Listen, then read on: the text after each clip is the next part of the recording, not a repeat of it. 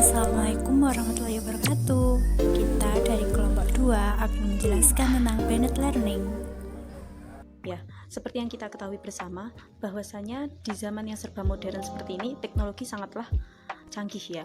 Nah, dengan kecanggihan teknologi yang seperti sekarang ini, kita sebagai seorang calon pendidik ataupun guru itu dituntut untuk juga mengikuti perkembangan zaman. Jadi, dengan kemajuan teknologi tersebut, guru bisa memanfaatkan teknologi dalam menyampaikan pembelajaran. Nah, namun yang jadi permasalahan sekarang adalah dengan kecanggihan teknologi yang begitu sangat banyak atau begitu maju, namun kenyataannya guru masih belum bisa memaksimalkan kecanggihan tersebut. Jadi, ya guru itu hanya mengajar di papan tulis atau mungkin hanya dengan membaca saja materi yang akan disampaikan. Nah, padahal sebenarnya dengan cara yang seperti itu membuat para peserta didik itu bosan. Nah, maka dari itu di sini dari kelompok kami akan membahas tentang blended learning dalam pembelajaran PAI.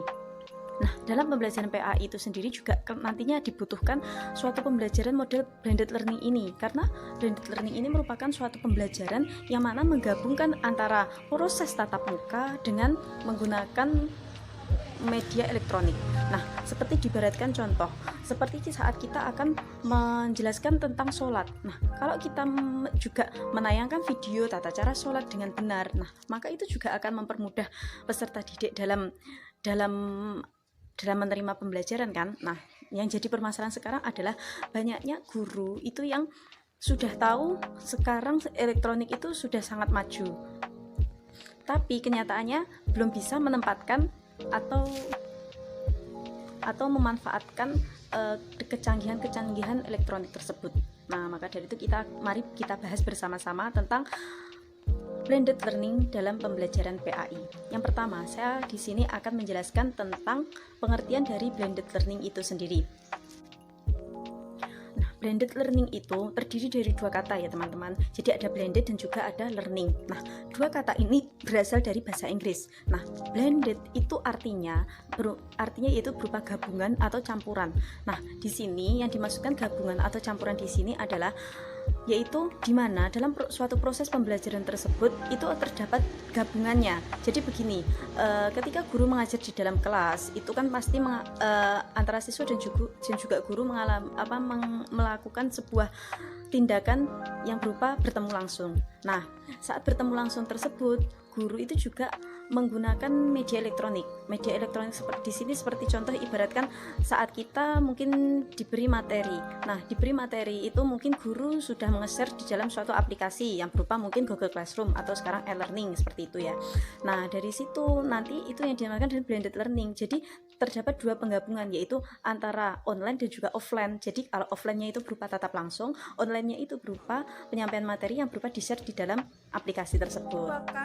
Pembelajaran yang menggabungkan antara pembelajaran tradisional dengan pembelajaran online di dalam kelas dengan menggunakan atau memanfaatkan teknologi informasi.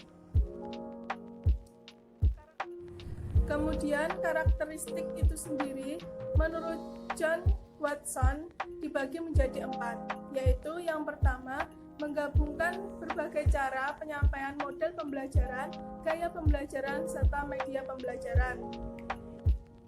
Yang kedua yaitu mengkombinasikan pembelajaran langsung atau face-to-face, pembelajaran mandiri, dan pembelajaran mandiri via online. Yang ketiga yaitu pandangan menyeluruh tentang teknologi sebagai dukungan dalam pembelajaran. Yang keempat yaitu peran seorang guru dan orang tua orang tua dan guru memiliki peran yang sama, seperti guru sebagai fasilitator dan orang tua sebagai pendukung dalam pembelajaran. Baiklah, selanjutnya saya di sini akan menjelaskan prosedur dari blended learning. Nah, prosedur dari blended learning ini ada 6 teman-teman, yaitu yang pertama, menetapkan materi dan bahan ajarnya. Jadi kalau seorang pendidik itu akan melakukan model pembelajaran blended learning, harus ditetapkan terlebih dahulu materi apa yang akan disampaikan, apakah materi tersebut cocok menggunakan model pembelajaran blended learning ini. Lalu yang kedua, menetapkan rancangan yang akan digunakan dalam model pembelajaran blended learning ini. Nah, jadi kalau sudah ditetapkan materi apa yang akan disampaikan pada peserta didik yang menggunakan model pembelajaran blended learning ini, lalu kita rancang. Kita harus menetapkan suatu rancangan. Biasanya itu berupa RPP ya. Ya, itu jadi guru juga harus merancangnya juga. Kalau guru mau menjelaskan materi ini, nanti rancangannya pas menggunakan elektronik itu yang bagian mananya, seperti itu. Lalu yang ketiga yaitu menetapkan format dari online learning. Nah, di sini itu setelah guru membuat rancangan, itu juga harus ditetapkan juga formatnya nanti saat model pembelajaran online itu yang seperti mana. Mungkin online-nya itu saat guru setelah menyampaikan materi di kelas, lalu guru nge-share lagi materi tersebut agar siswa dapat mengulang lagi pembelajarannya. Nah, itu juga harus di format juga. Nanti itu berupa PDF atau berupa video yang akan diberikan kepada peserta didiknya, atau mungkin berupa PPT. Lalu selanjutnya yang keempat itu yaitu melakukan uji coba. Nah, uji terhadap rancangan yang selama ini telah dibuat. Jadi setelah itu tadi, setelah dibuat format, nah lalu diuji dari rancangan yang selama ini yang telah dirancang itu, nanti diuji coba apakah bisa berjalan dengan baik apa tidak ketika guru itu menjelaskan menambah materi menggunakan PPT. Nah, nanti apakah murid itu bisa mudah mengakses di media elektronik tersebut bila menggunakan PPT atau mungkin menggunakan video, juga harus diuji terlebih dahulu. Jadi sebelum peserta didik itu mengikuti peserta didik menerima materi tersebut, guru juga harus menguji terlebih dahulu apakah itu nanti sesuai atau murid bisa mudah mengaksesnya. Lalu selanjutnya yang kelima yaitu menyiapkan guru yang ahli dalam bidangnya. Itu mungkin seperti materi tersebut semuanya materi sholat. Nah, itu juga cocoknya itu yang membuat materi dalam pembelajaran blended learning itu ya guru pengajarnya itu. Jadi seumpama dalam materi sholat itu ya berarti siapa yang wajib kalau bisa siapa yang membuat model pembelajarannya, ya kalau bisa ya guru PAI-nya, seperti itu. Jadi materi tersebut itu ya yang membuat atau yang melakukan model pembelajaran blended learning-nya ya guru yang ahli dalam bidangnya, seperti itu. Lalu yang terakhir yang keenam, melakukan evaluasi pelaksanaan blended learning. Itu sudah pasti ya teman-teman, setiap setelah melakukan pembelajaran itu pasti harus dilakukan suatu evaluasi agar kedepannya guru itu bisa tahu apakah pembelajaran ini sudah sesuai yang diharapkan, apakah ini sudah bisa dikatakan sukses, atau apakah kedepannya model pembelajaran ini bisa dilanjutkan atau tidak, dan kendala-kendalanya juga guru bisa tahu, seperti itu. Mungkin itu yang dapat saya sampaikan, dilanjutkan dengan presentator yang lain. Terima kasih. Selanjutnya adalah penerapan blended learning. Dalam kondisi pandemi COVID-19 ini, kita tidak bisa melakukan pembelajaran secara langsung atau yang biasa kita lakukan di dalam kelas. Maka solusinya adalah dengan model pembelajaran blended learning ini. Dengan penerapan itu juga harus diperhatikan gimana alurnya, apa yang dipakai, apakah jaringan itu mumpuni ataukah lebih menyulitkan para peserta didik. Nah, model blended learning ini adalah model pencampuran antara konvensional face to face dengan virtual, atau juga bisa disebut juga dengan daring atau e-learning ya. Dan pada tahapan ini saya menyimpulkan ada 3 yang harus dilakukan oleh seorang pendidik. Yang pertama adalah seeking of information.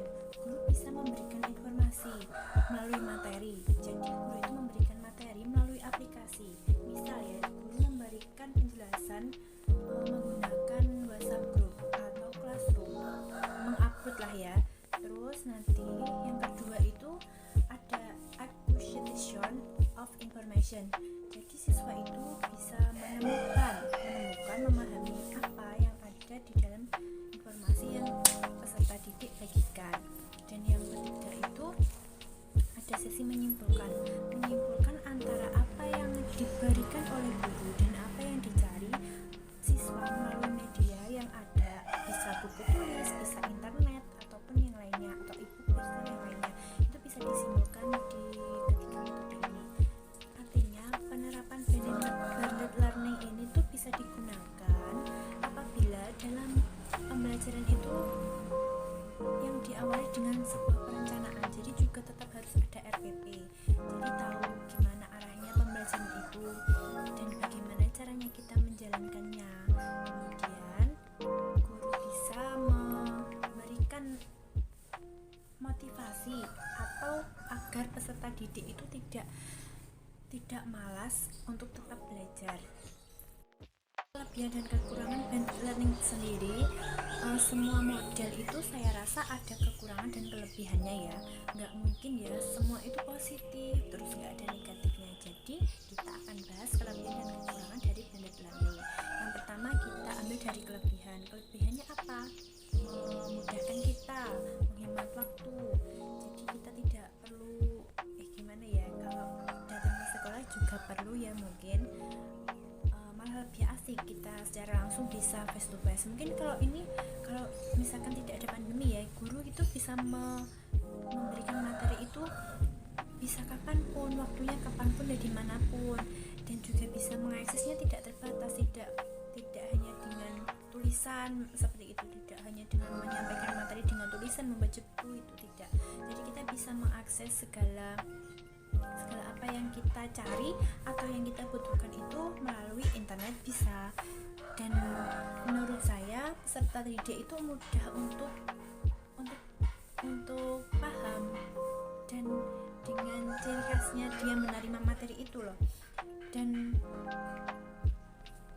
dari kelebihannya itu bisa juga banyak kekurangan. Misalnya yang pertama itu sulit diterapkan apabila sekolah itu belum memiliki akses internet yang baik atau komponen-komponennya itu belum mendukung. Nah, tidak meratanya fasilitas. Misal ya, kalau boleh mengakses itu di sekolah itu atau di rumah. Kalau di sekolah itu belum tersedianya wifi yang gratis. Kadang di sekolah saya itu dulu ya itu ada wifi tapi masih ada disuruh beli kayak voucher gitu. Menurut saya itu digratiskan saja supaya siswanya itu juga antusias untuk pembelajaran blended learning ini. Dalam segi pendidik, kalau dia tidak kreatif misalkan ya hanya memakai WA group saja dan diskusinya itu tidak menonton soal itu saja, bisa saja itu pendidik itu membuat sebuah tayangan blog yang menarik dan bisa untuk dipecahkan untuk peserta didik itu mungkin lebih menarik, atau quiznya bisa menggunakan aplikasi apa yang bisa membuat peserta didik itu aku semangat untuk belajar ini karena gurunya asik, quiznya asik dan kreatif dan tidak memberatkan. Saran saya untuk mendidik itu juga harus memberikan jangka waktu untuk pembahasan itu, rentangnya harus signifikan, jadi tidak memberatkan para peserta didiknya. Mungkin kan ada tuh sinyalnya yang sulit atau lokasinya itu tidak memudahkan dia untuk mengakses jaringan internetnya, itu termasuk kekurangannya. Terima kasih. Sekian presentasi dari kelompok kami. Wassalamualaikum warahmatullahi wabarakatuh. Semoga